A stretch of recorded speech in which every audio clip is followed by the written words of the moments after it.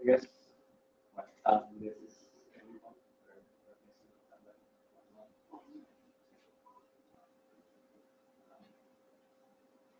The person is usually on time.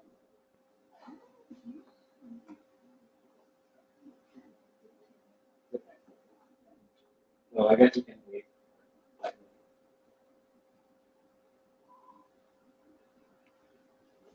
Get this.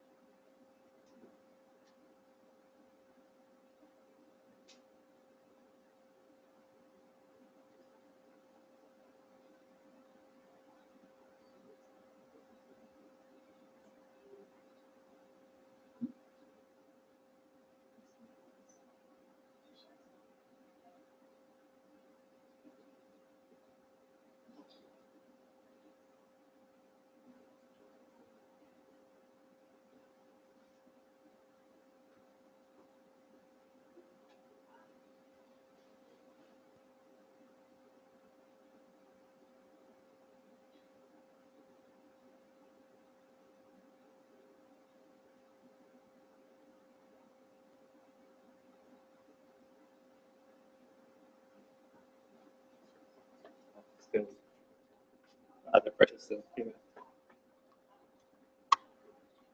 Yes, we should start.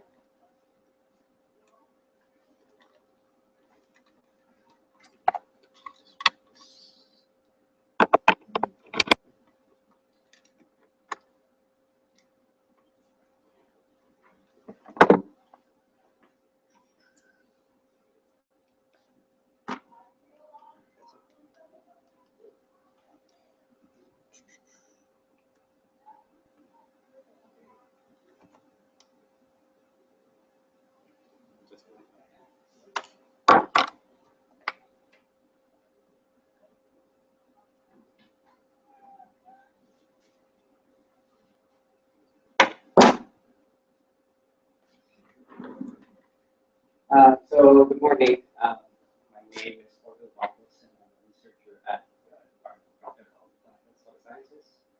So today I'll be filling in, I guess, and I'm going to introduce you to video, using video as a tool for science communication. So has anyone, um, does anyone have like any experience on video editing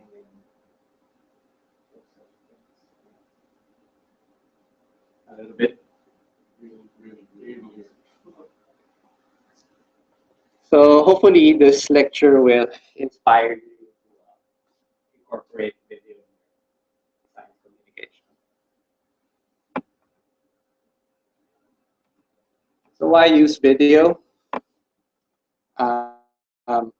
Video nowadays has become in terms of sharing and disseminating information.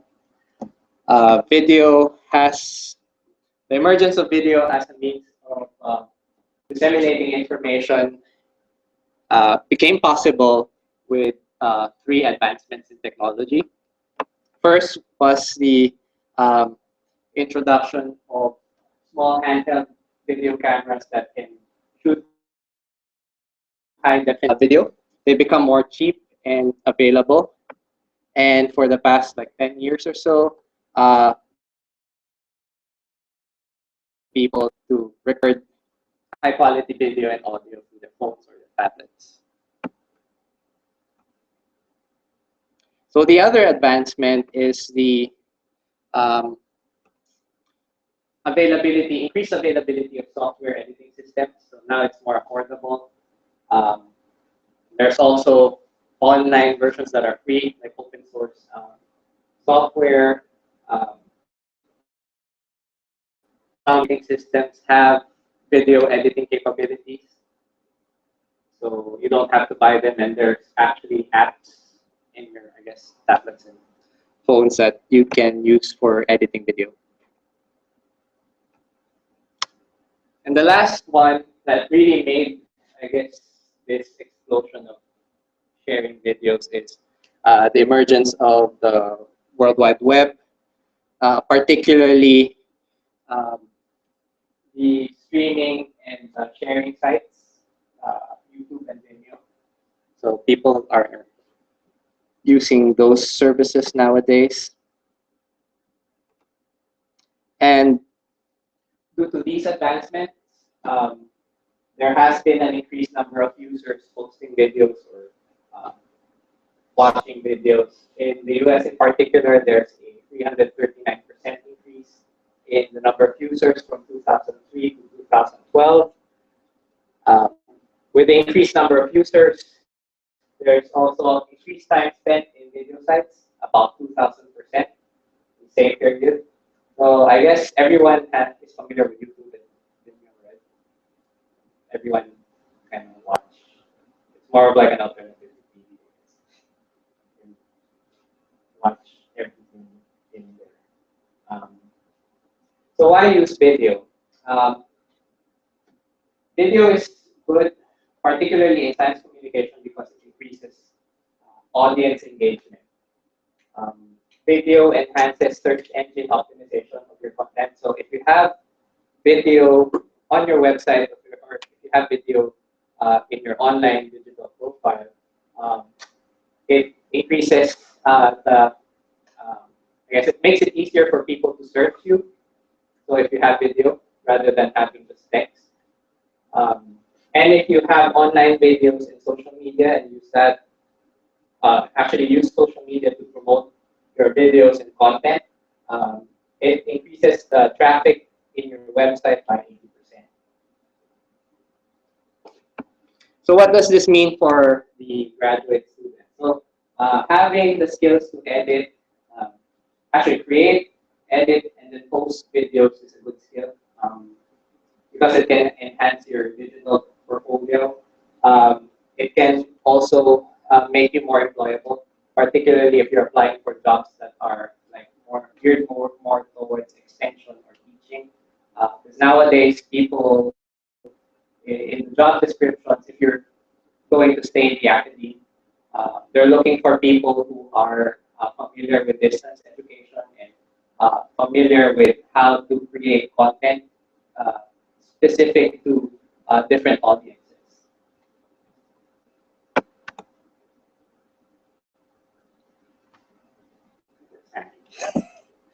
Okay, so today's lecture is going to be about the basics, like basic steps on how to create video.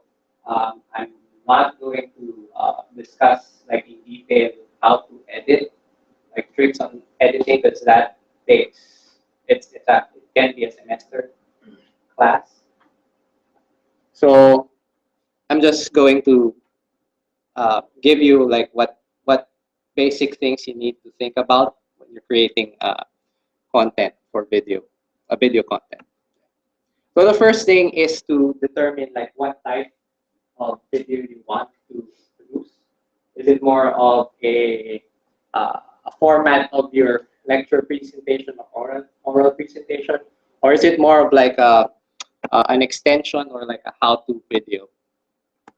So once you um, identify what sort of video you'd like to produce, then you now go to developing content. So once you have your draft script or presentation, then you start to shoot and gather pictures, multimedia to incorporate in your videos. And once you have everything in one folder, it's time to edit it. Then after editing, upload and burn the video either through your website or through file sharing sites such as YouTube, or um, you can burn it as a DVD. So let's go to the first thing that you need to do. So you need to consider like what sort of presentation do you want, or what sort of video do you want to produce? Is it more of a lecture or a presentation, or is it more of an essential video? So lecture presentations can range from very general or very technical. Can be generally aimed towards people who are in your field of study, and it's usually used for archiving and documentation purposes. Extension or informational videos, on the other hand, are like if you want to teach somebody like how to um, maybe like not really garden, but certain techniques in gardening, those types of things. It's more, it's less technical, and it's aimed usually to the general public or any specific target audience you like. So once you determine what sort of video you want to produce, then the next thing is to develop content. So there's three questions that you want to think about when you develop content. So what am I going to talk about? So we figured that one out. I guess not yet, but I guess like the specific topic you want to talk about in your video. You need to think about that. Who is your target audience? You need to tailor your content to that particular audience, because you don't want to present uh, something that's too technical to the general public. You want to tailor it. And what take-home points should you give to the audience? Like what are the three take-home points that the audience should know about your subject? It's advisable to have just three take-home points, because if it's more than three, people can get lost. And actually, their ability to retain ideas is going to be harder if you're sending out a lot more than three points. So content can be developed through PowerPoint presentations or keynote presentations. This is your oral presentation or your defense. And then you can also record the script and then develop the storyboard from that.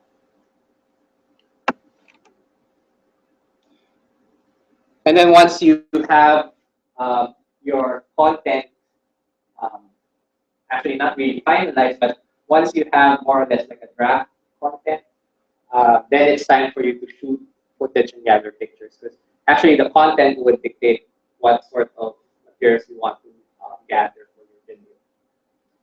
So equipment you can use for video is basically a video camera. Nowadays, still cameras can record high quality video. You can also use your mobile phone or tablet. It's generally recommended to have a microphone of some sort when you're recording video, particularly if you're shooting outside.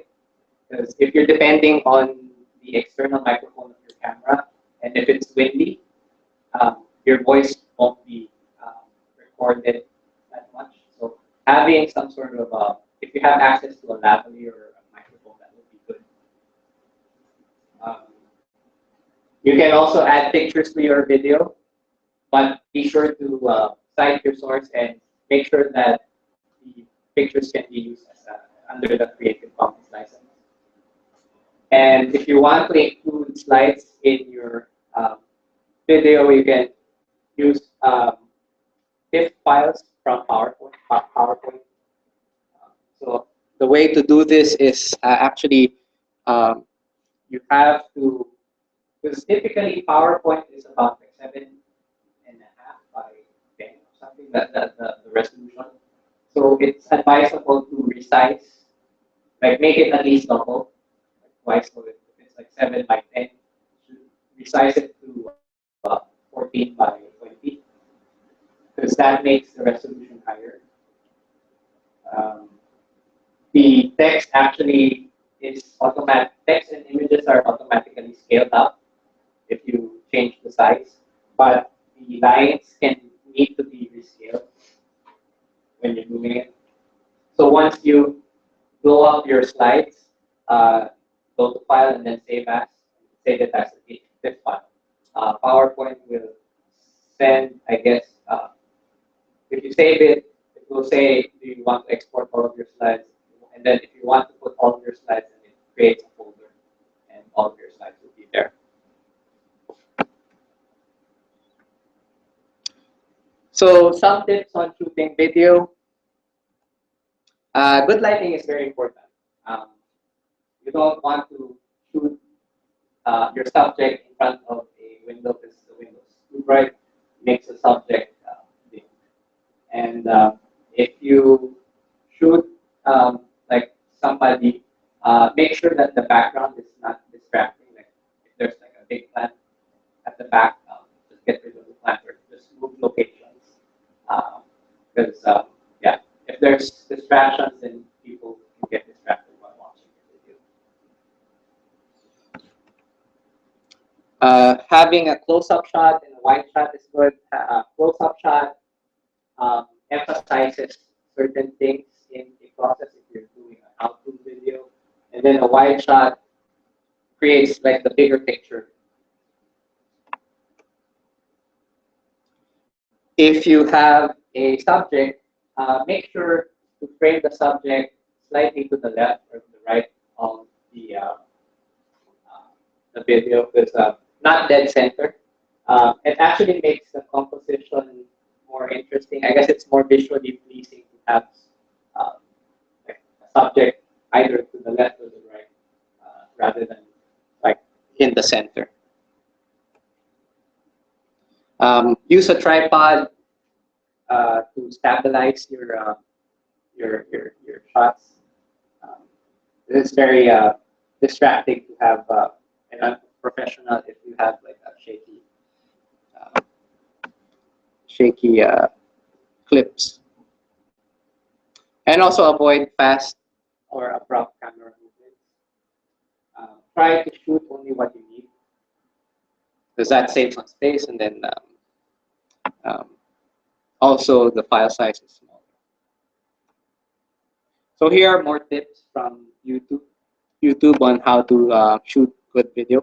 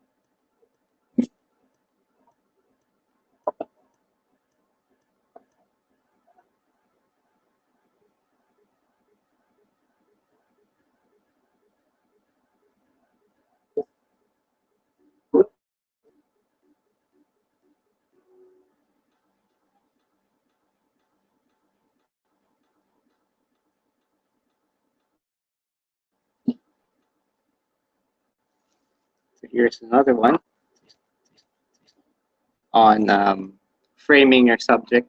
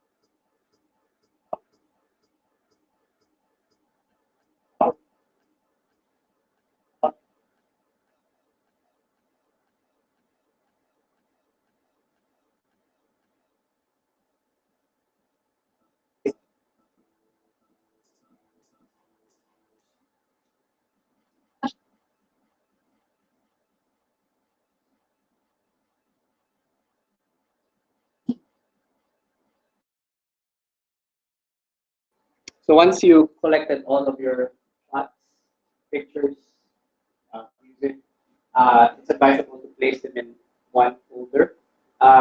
It's also good to save your movie editing file on one folder so the computer can access all of your resources. It doesn't have to find your, like your materials in different drives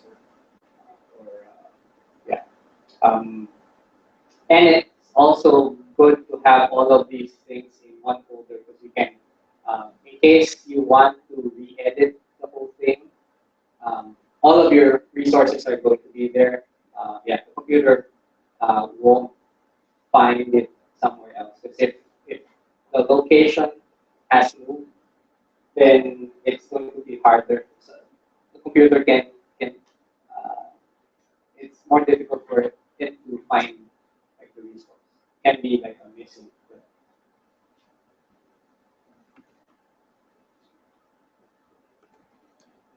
So now that you have all of your materials, then we go to edit the video, editing process. So you can edit your video in pre-installed software such as Windows Movie Maker in Windows and iMovie in Mac. You can also use mobile apps to edit video. And if you have um, money to invest, I guess, in terms of video production, I would recommend buying like high-end professional editing software such as Adobe Premiere Pro and Final Cut Pro. Um, there's also many tutorials in YouTube. If you want like a certain trick, I guess, for a particular program, you can just search it in YouTube. So you don't have to read like the whole manual for program. Once you encode your video, then it's time to upload it in YouTube or Vimeo, or you can have it on your website if you have enough space. Um, then you also have the option to burn it in a DVD form, either through the different DVD authoring software such as Windows DVD Maker, iDVD, or the professional one is Adobe Encore. So that's basically that's the basic steps that you would follow if you want to develop video content. Another alternative, particularly if you're doing presentations, if you already have the content in your slides, you can deliver it by streaming. So you can stream it live through Google Hangouts on Air. Actually, this lecture is being streamed right now on my YouTube channel. So all you need to have is a YouTube account or channel. So anyone that can access your channel can view it live.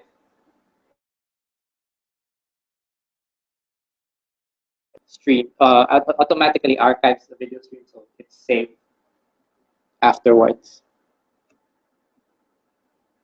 So those are the things that you can do to integrate video in your science communication. So for this part of the lecture, I'm going to show you how we did our video for the CSAR entrepreneurial competition. This was done in 2012. We won like second place for this video. So I produced it with Scott Lucas. So I'll show you like our step-by-step process on how we developed the video. So so we decided to join. So the first thing was to develop content. So we had to develop a script. Uh, we initially we threw out concepts and ideas first, and then fleshed out content, added content. So this was, although you can't read it, this was our initial email. And we kind of added more and more. And once you have the content, then you make it into a draft script, and the draft script becomes the storyboard. I wonder if you can zoom it in here. Oops. Yep. Oh, anyway.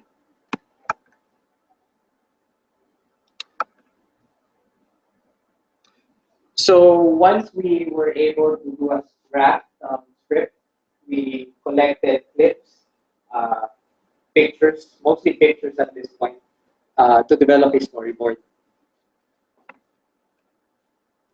So this is our draft storyboard.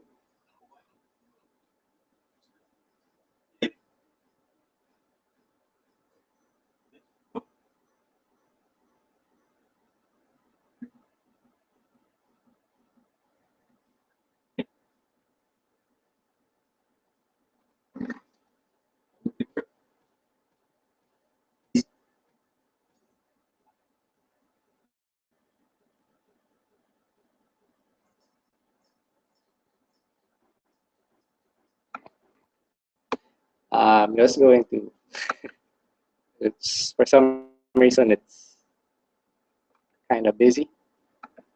Just close certain things.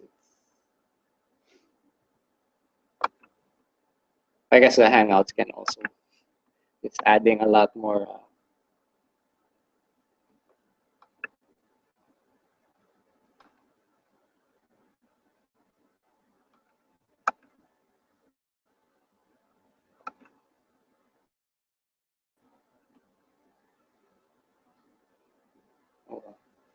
Uh,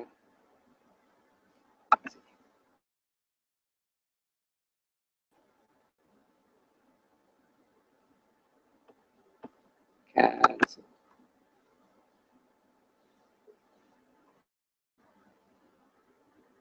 There we go.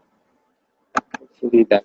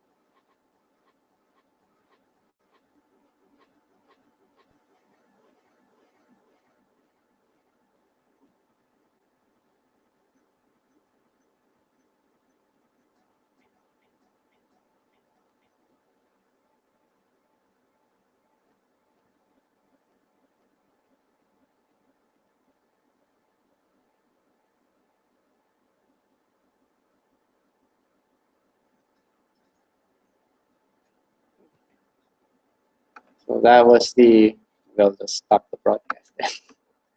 Maybe it's consuming a